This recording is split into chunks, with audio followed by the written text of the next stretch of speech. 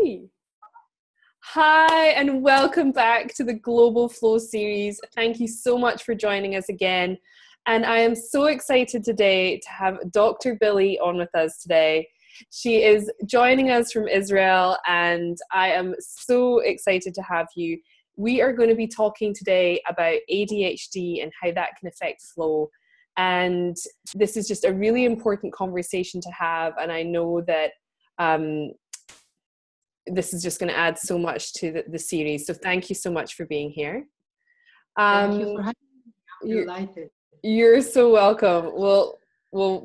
It'll be amazing. So I'm just going to read your official bio so as everybody knows exactly, again, I would just say like why they need to tune in, why we need to listen. And I know I'm going to learn a lot today, so I'm very excited.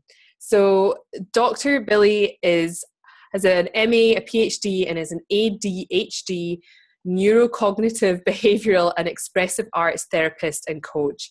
Originally from Israel, now based in LA. Her practice, AttentionB, specializes in innovative therapy coaching for ADHD. With more than 35 years combined experience, she developed and leveraged the Leverage ADHD system to empower others to transform ADHD challenges into useful assets. She has co-authored Mastering the Art of Success with Jack Canfield, The Roadmap to Success with Deepak Chopra, and the 365 Ways to Succeed with ADHD book series. As an established speaker, she has lectured nationally and internationally regarding ADHD, including numerous academies and universities and conferences, and she has appeared regularly on national and international radio shows discussing ADHD. She works hands-on with families, couples, parents, children, educators and entrepreneurs and creative business people and their teams, connecting them individually and understanding their distinct needs. She has customized strategies to help them transform their unique impairments into valuable assets that they can leverage to their advantage. Wow. Oh my goodness. We have so much to discuss today. And the specific topic of this conversation is free flow for women with ADHD. First of all, before I knew you were going to be on this series and before I did some reading about it, I actually didn't know a lot about ADHD, and I'm guessing we're sort of a little bit split in the audience. Some people might know a lot more, some people less. Before we get started on all that though, which I want to dive into, I want to just know a little bit more about you and how you got into this work, and can you just tell us a little bit more about you first? Right, thank you. I was diagnosed in my late 40s when my little daughter, I have 3, was diagnosed. She was about 10 years old. And the psychiatrist asked me, will you be diagnosed? And I said, what can possibly be wrong with me? I'm moving, I'm dancing, I'm going from a university. I just got my scholarship for my PhD in England. I mean, what can be wrong with me? And she said, nothing is wrong, but I see you and I know that you will have this PhD, but possibly, and huge possibly, you have ADHD. And since then, I'm going with this mantra, I have PhD and an ADHD. And it's not an excuse, it's an explanation. And when you have this explanation, you can get the best of your ADHD because it's traits. It's amazing traits when you flip them around. So for me, the ADHD is nothing to give up, nothing to fight with, vice versa. To go with it, to flow with the ADHD, and to use it to your advantage. Oh my gosh. I think that's so powerful. Can you just tell us, I actually had to go and look up what the H stood for in ADHD. Can you tell us exactly what it is? And yeah. The H stands for hyperactive. Yeah. And I have a capital H in my ADHD syndrome. So symptoms. So it's like a fire, and this fire can move you. It's like a motor. It's like a drive, and like a river. For me, my most well-known metaphor is a river, and I'm water. And when I'm water, I can flow, I can free flow, I can be, let's say, wounded or have some issues in my life, and then it can be blocked. And whenever I want to flow and it's my inner drive, I will find ways to dance, to drive, to go, to flow. And yeah, and when I heard about the flow summit, I said, wow, there are so many hurdles for people with ADHD, women mostly, that like holding them back. They are stopping them from move and achieve and get to the place that you are free flowing, meaning let go, not forcing anything towards the move, but you are just like dancing. And I created this term, dance. Don't count, don't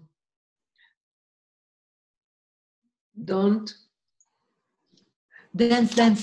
See? I have do not count your errors. Is that right? Just do not count errors. Dance. Do not count errors. So leave your perfectionism.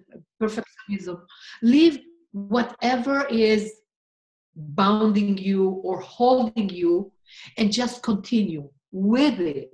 Like in martial arts, it's a synergy. Instead of holding, stopping, breathing, be bound by hurdles. So, and dance. It's not so easy, but we have some strategies to deal with it. Can I take one step back for a moment? Okay. You said you were in your 40s when you got diagnosed. So I'm guessing there's probably some people listening to this summit that might be in a very similar situation. And can you give us first up, so ADHD, it's attention deficit hyperactivity disorder. Sometimes I've heard of it just being ADD, I guess, without the hyperactivity. Can you explain some of the symptoms? I've personally only heard of it in children who can't concentrate at school. That's the one context I've heard of it in. And I know that it's, I guess sugar and E numbers don't help. But can you explain a little bit more about what it actually is, and then how, as an adult, or, you might find out that you have it? Like, what are some of the symptoms or the behaviors that happen? When a woman is working, and it's never being done, right? Meaning she's moving, but when, let's say, the husband is coming, or the children coming home, let's say that she's a stay-home mom, she is like, this is here, nothing worth done. In a moment it will be ready. Take care of it later. You are doing, but you're not focused. You're jumping from one thing to the other. And if you will reflect on life before, like in school, you were the daydreamer. This is more of the ADD, the inattention. Or if you were, as I was, a tomboy, and everybody was scolding me about it. Sit still. I don't like to sit still. I'm flourishing when I'm moving. So when my parents told me, you can be a teacher, I said, no, I want to be a physical education teacher. And they were saying, you are smart enough to be a regular teacher. And I said, I don't want to be a regular teacher. I Mm. want to do what I want to do. So resistance, what other people call stubbornness, is one of the biggest great traits of ADHD. When you determine, when you persist, when you know what you want to get and you are going. Yeah. This is ADHD and how it performs in life. When it's good, when it's not so good, you don't know what is happening there, but you're stuck. But you cannot leverage your strength to your advantage. You are there, you know that you're smart. I have many professors. I mean, I'm in LA, and the universities, high-level entrepreneurs, women, lecturers, that says, I am here, I'm doing okay, but I know that I can do more. What are the strategies? What's wrong with me? And I'm always saying, nothing is wrong with you. Something is different. So it's better for me to call it different other than disorder. Yeah, So I love that. It's something that you have. Like, I'm wearing glasses, and nobody will ask me to take off my glasses and to read as I'm reading with my glasses. Right. So if somebody will ask a woman or an entrepreneur or somebody with ADHD, you can do it. You're smart enough. I'm always saying it does not relate to how smart I am. Right. It's something else. It's something that is holding me back. Either distractions, either the way that I cannot concentrate on one thing and I'm jumping from one thing to the other, and vice versa, hyperfocus. And I think that a woman, to free flow, need at times to hyperfocus on one thing, and then she will be able to gain. Then she will be able to reach the goal that she set, and then set another goal, and another goal, and another goal. Yeah. I love that. I think this hyper focus mode is what a lot of people are trying to achieve, because we get so much more done than when we're jumping about from one place to another. But I think a lot of, especially entrepreneurs, especially the audience will be mainly female entrepreneurs. Sorry if there's obviously some guys watching this too, but so I'm like, there's so many things I want to ask you, but what do you, first of all, what are some of the other issues that come up when a woman has ADHD? Like, what are some of the obstacles that they have to overcome first?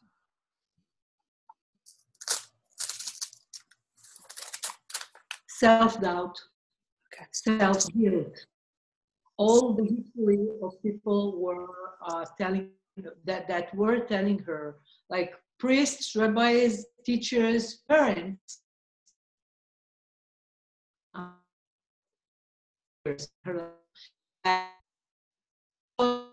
like the other. You're not going to.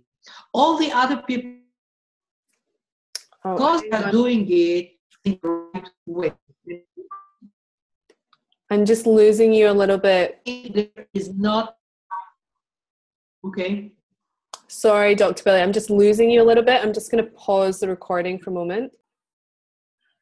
Hey, so I had lost you there for a moment, and we were just talking about some of the main obstacles women, especially women with ADHD, although it's not just women that are affected. But you said some of the things, I lost you at self-doubt and self-guilt. Can you just talk a little bit more about that? Yeah, when everybody around you, a child, adolescent, or a grown-up person, telling you that you're not, or you won't succeed if you won't go the right way. And other people are succeeding because they are doing the right things. And I'm saying, when you will do the same, you will get to the same place. One of the best traits of ADHD is the creativity. We need to invent ourselves. That's our motivation to create, to do it in a different ways, so we will succeed. So a contradiction between somebody telling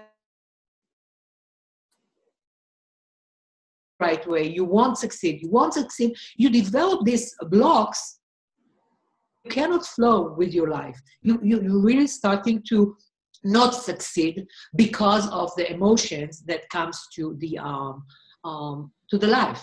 I mean, to inherent the creativity and the flow. I created the wheel of leverage, and I want to talk, if it's okay, about the wheel of leverage. Oh, please, sure. Most systems are going linear. My system is round, and the leverage stands for learn, evaluate, validate, express, reframe. All of those are inner work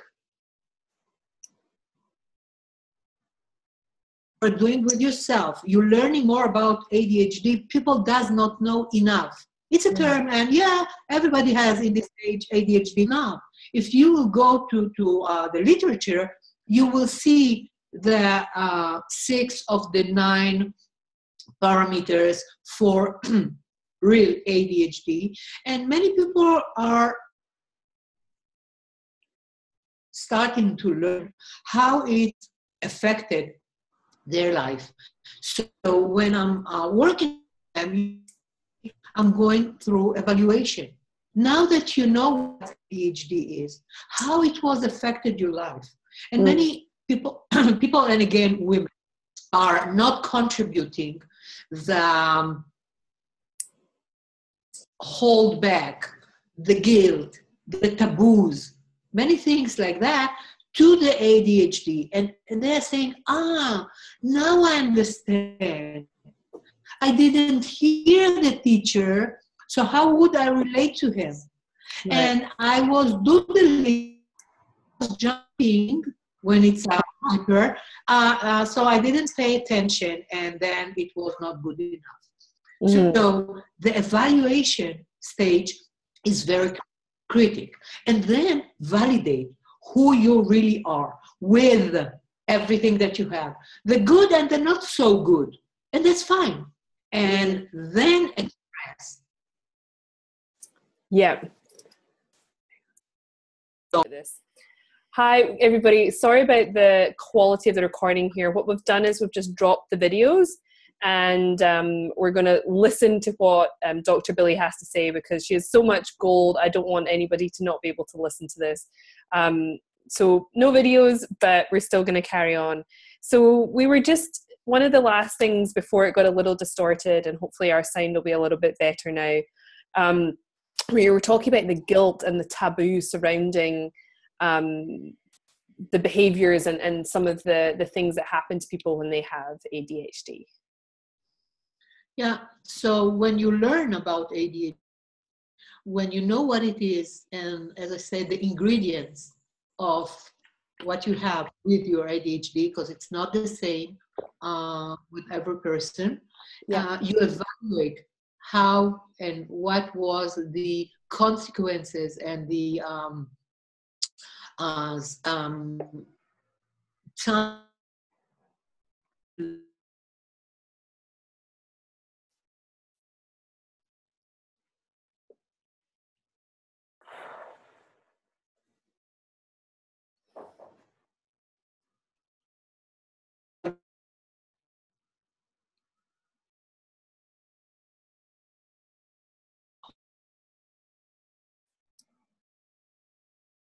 Oh.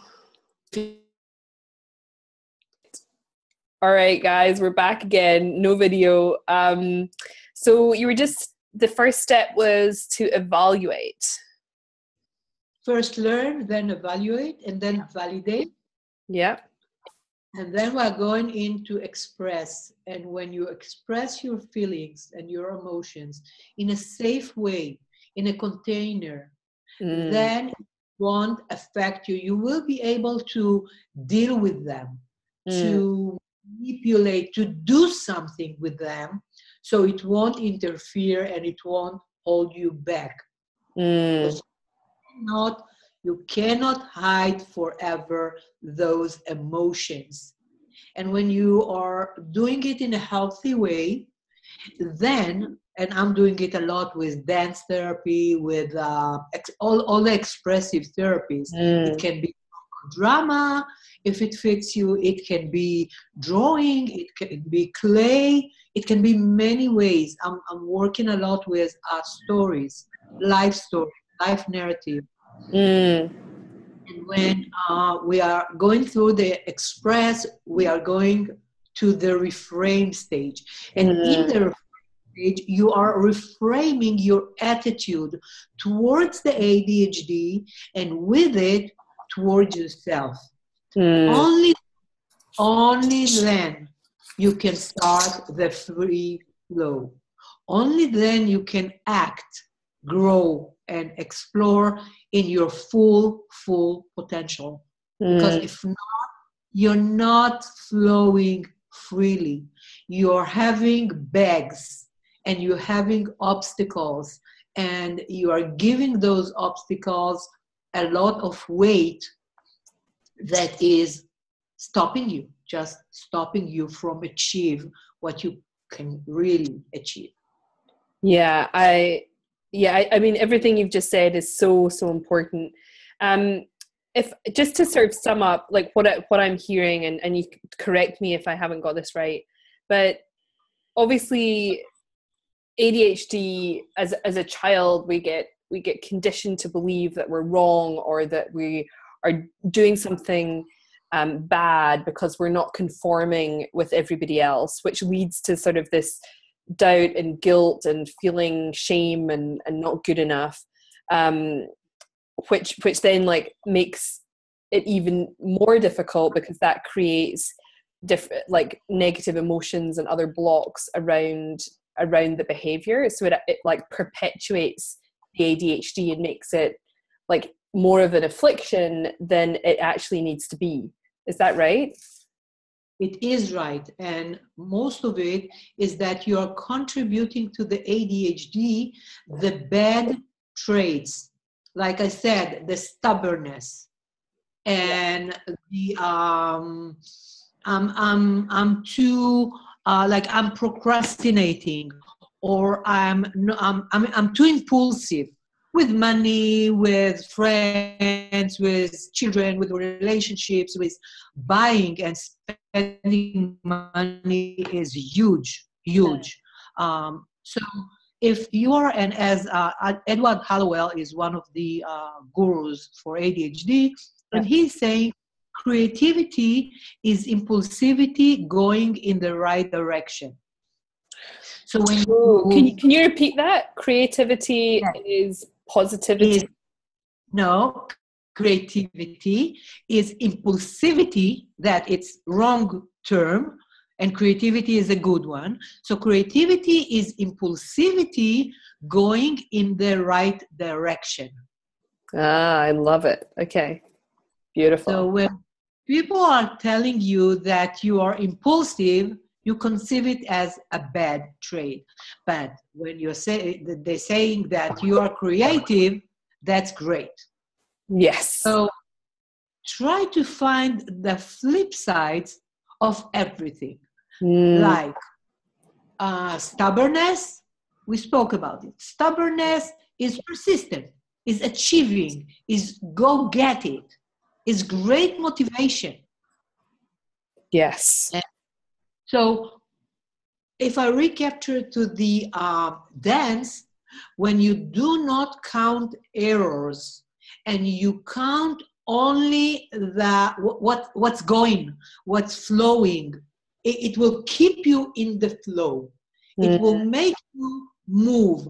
Now, people that moves and act do errors. Yeah.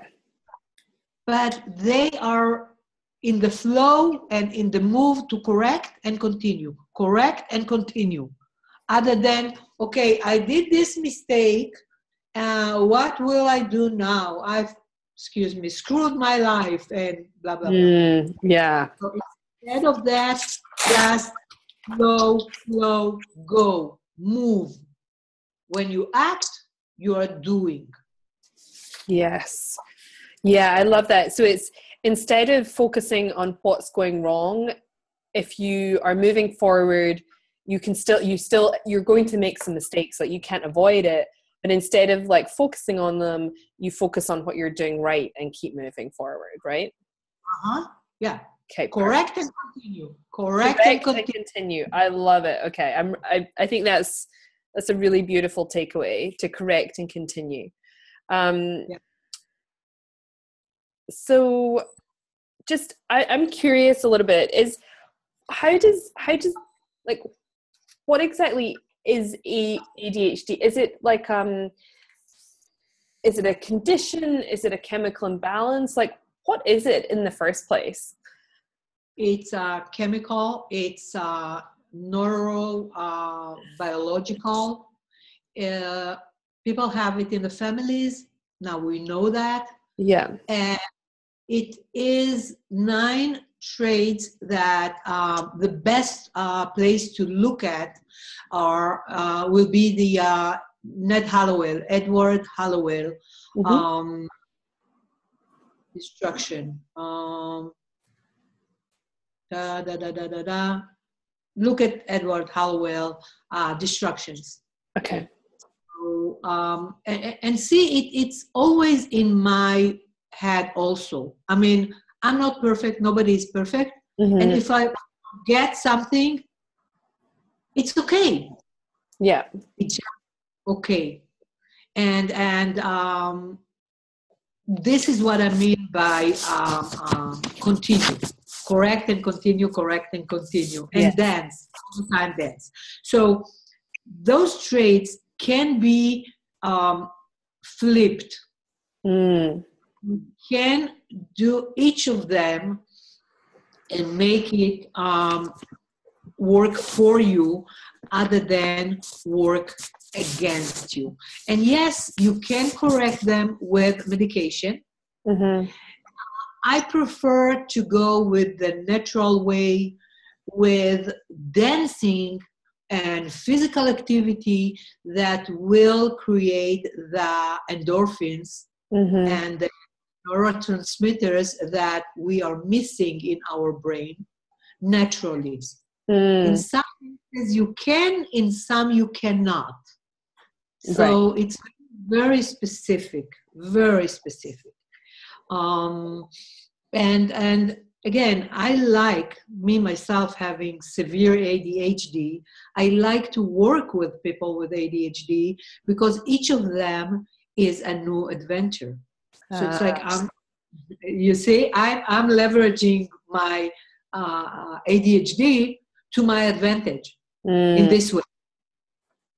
If I will be a clinical psychologist, as my parents wanted me to be, or just a regular teacher, I won't be able to be happy, to strive in life. Right. But yeah. What I am, I'm happy. Yeah. And to embrace that. I love it. Yeah. Can you tell us a little bit more about the other therapies you use? You talked a little bit about art and drawing. How does that help with the condition, I guess? Yeah, it's a condition. It's better to say condition or traits. Okay. I prefer to call it traits. Yeah. Other than impairments, because traits can be assets. You know, we people with ADHD are very creative / impulsive. And we are very, very artistic, most of us. Yeah. So when you're not using the cognitive, the usual way of teaching, we are bypassing all the resistance, because we are definitely first saying, no, I know better. But when you draw, when you when you flow, meaning dance, when you are writing, free flow writing, you're not thinking so much and you're using your creativity. Then we can go to the cognitive. Then we can discuss and give it names. And I'm using a lot of metaphors because people think in pictures. People are in metaphors, in symbols. Yeah. So if you will sit in clinic, you will have all your shields and all your strategies of how to avoid dealing with your real you. And if you're playing with it, being funny, being creative, being you're taking something else. You're taking people in my clinic are like surprising. And I'm working on Skype, or Zoom or whatever, but we are dancing, we are moving in the sessions. Wow. And yeah, those expressive therapies are the way to let people do what they are tend to do, what they want to do, what their strengths are, other than look at your weaknesses and why did you do X, Y, Z. I'm like going beneath or beyond the why. And when it comes to neurocognitive and behavioral, I'm saying, okay, so what are you going to do? What are you going to do? When are you going to do it? How? And how will you know that you achieved your goal or whatever we are setting? Yes. So, yes, the brain is active, the cognitive is active and it's involved, but the way to get there is in totally different way. Yeah. Yeah. No, that's really, I love that you focus on the positive and don't go just like, because it's very difficult, because when you ask people why they do something, it's usually an excuse they come up with, right? A really good excuse, rather than what's really going on. Cool. I've got a couple more questions, if that's okay. So we're using really amazing using the strengths to heal, which I love. Tapping into the things that make people feel good, I guess, is if you do have that trait, being creative brings out the best in people. Is that right? And helps heal that way. Okay, brilliant. So yeah, by focusing on the strengths, it makes you feel good, and I guess that helps. So tell me, what are some of the beyond the therapy and seeing someone, what are some of, have you got any top tips on how you could create more of this free flow in your everyday life, as just to sort of help you if you do have this condition? One of it is declutter, because clutter in your life, wherever it is, in your brain, when you're thinking about too many things in one time, or at your office or home, or wherever you are, it won't help, because clutter in your brain is clutter in your environment. And if you imagine, like a metaphor, a room, when it's cluttered, it's not allowing you to flow or to free flow. You have a lot of obstacles. Yeah. So take out these obstacles, or use them as a way to, let's say, jump over it or pass them or crawl beneath them, but show yourself that you can free flow or create your free flow in your work or anywhere else in your life on top of the obstacles. So declutter and use those obstacles in the clutter, so you will be able to move. And it will be more interesting. Think about a room with obstacles versus a room with just walls.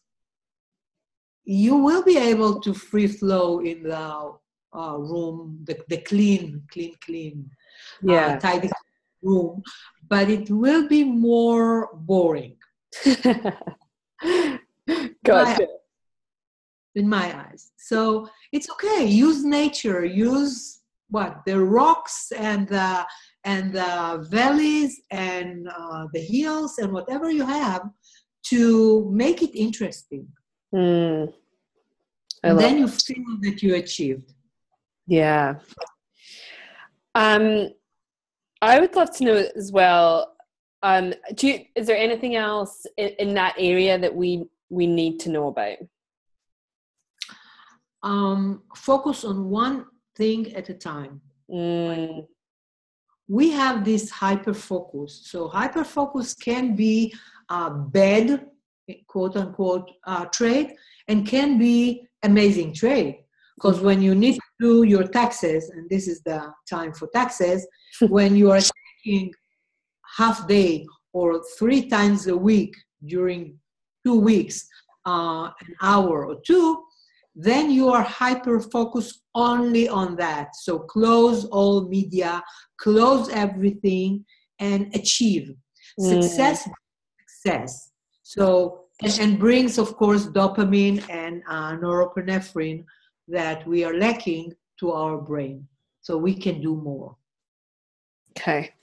And I think a lot of people, especially people on this summit, are wanting more of that hyper-focused mode to get more work done. Are there any ways we can maximize or make the most of that time, or become or use that hyper-focus more? Yes, when you don't feel that it's an obstacle, when you're proud of yourself and you saying, I have this trait due to my ADHD or on top of my ADHD and not because of my ADHD. I have it so I can use it to my advantage. Yeah. Changing the attitude so you can use it. Yeah. So this is the main thing of overcoming the obstacles. Like, look at them and think about them. Yeah. Do not count errors. Yes. I love that. I think that's going to be one of my new sayings. I'm like, they just don't count. I love it. I love that. Any other top tips on how to be more in flow? Look at the mirror and say, this is me. This is what I did, and I did what I knew the best. Now that I know something else or more or less, I can perform in a different way, or I can persist in the same. But we are just, moving in life and not pausing for a glimpse of a second to look at what we are and who we are and how we can flow in life. We are fighting, working hard all the time. And life can be fun. Yes. I don't think we're having enough fun. And that was really what you were saying there. Is that right? Is it to sort of slow down and take a moment and have a look at things? Yes. And slow down. tap yourself in the shoulder, on the shoulder. Yeah. It's okay. Yeah. Okay. Yeah. And I'm not saying, I'm not saying being mediocre or doing wrong things. Vice versa. I'm saying only when you do this and you validate and accept yourself, then you can free flow. Then you can move. Yes. Yeah. Fight, you cannot. Yeah. I think it's so important, this accepting yourself, and I think only from there we can really move on and move beyond it once we accept ourselves, and it's something I'm still working on, I think.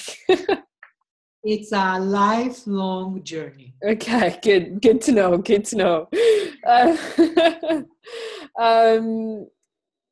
Beautiful. I would love to ask you another question, if that's okay. Yes. If you have the time.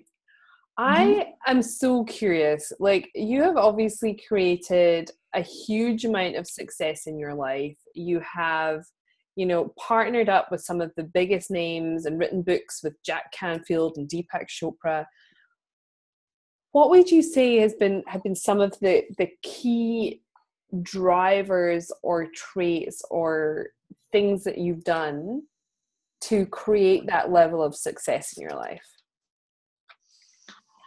I think that one of the fires is the motivation. And as I told you about my parents and my place of growing, I needed to be perfect.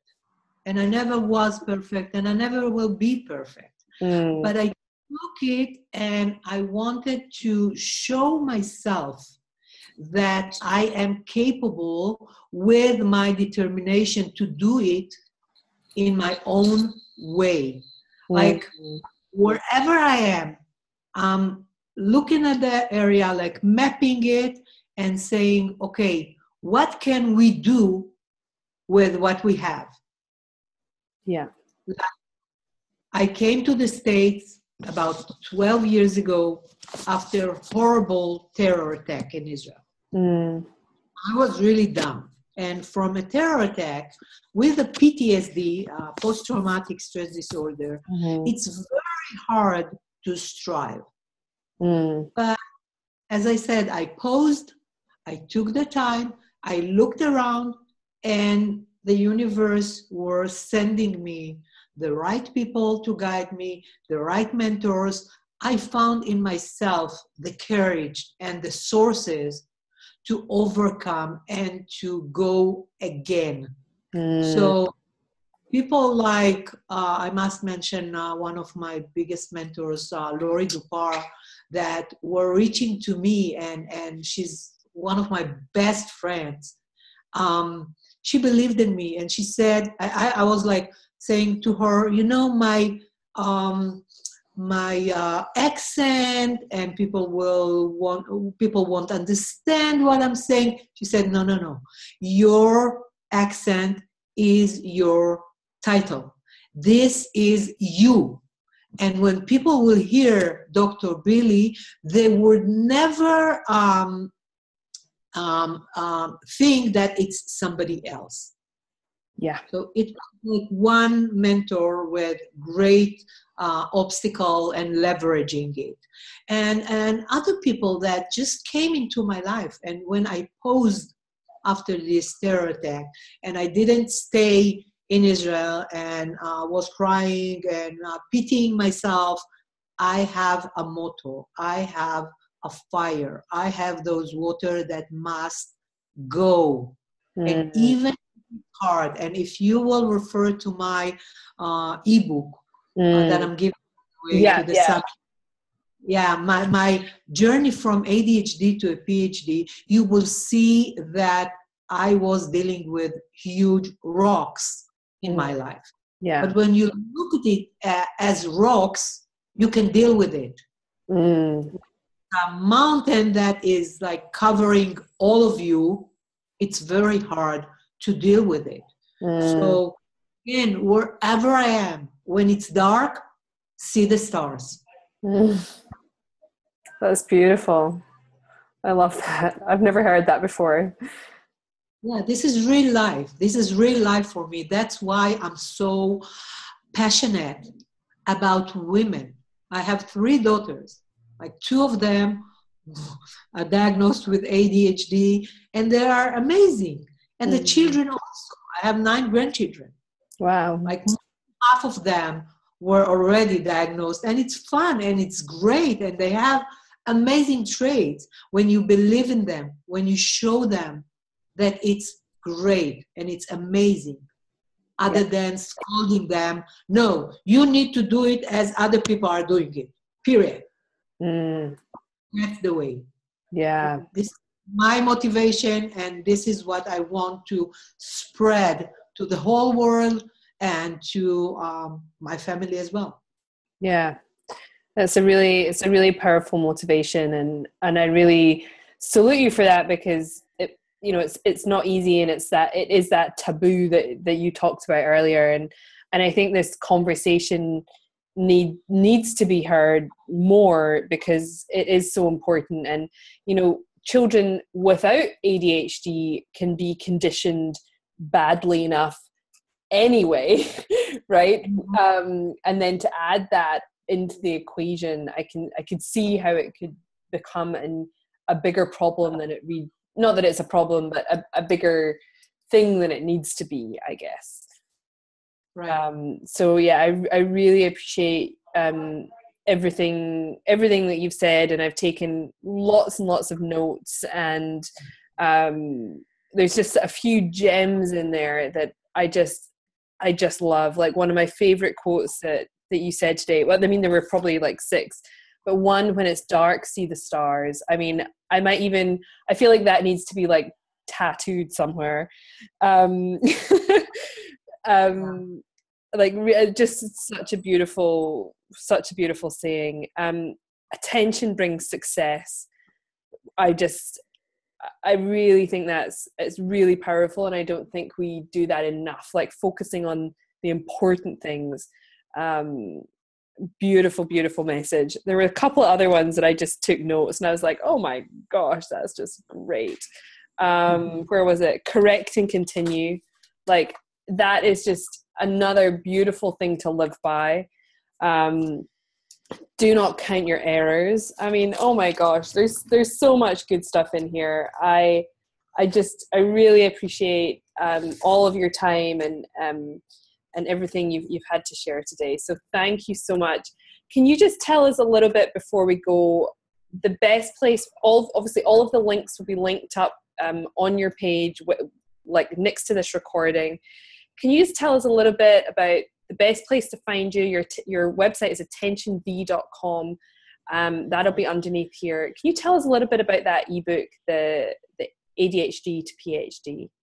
Yeah, I'm giving 2 things. One is ADHD, my journey from ADHD to a PhD, and it's like just to inspire people and to say that I'm not perfect and you're not perfect, but don't give this imperfection to control your life. And the other thing is do the wheel of leverage and look how you can leverage your ADHD and to what account you are leveraging your ADHD or any other traits to your advantage. And you will get from me a personal analysis, and then you will be able to book a strategy session with a huge discount in a limited time, and we will go from there. I will show you how you can take those roadblocks that you have and make them gold, make them stepstones in your life. How you can change not your history, but you can change your story. And when you change your story, you look at your life and your attitude for your life and your responsibility and your ownership to your life is tremendous. Yeah. That's the way to live. This is the way to live. So the best way is to contact me via the contact us form. in the website, and just reach out. I'm available, even though I'm traveling all over the globe, since I like it. Just reach out. I'm here. I'm here for, I retired. I was working in the Ministry of Education in Israel, and after this terror attack, I was resigning, and now I'm just flowing. So I'm inviting you to flow with me. Oh, I love that. And thank you so much. That's very kind, very generous of you with your free gifts. We'll have all those linked up with this recording, so you can get them below, and reach out to this lady. It's been fabulous. We've had a few technical hitches, but I think we came through in the end. So thanks for sticking with it. And yeah, thank you so much for your time. Thank you so much, Joanna, for having me. I really honored. Oh, me too.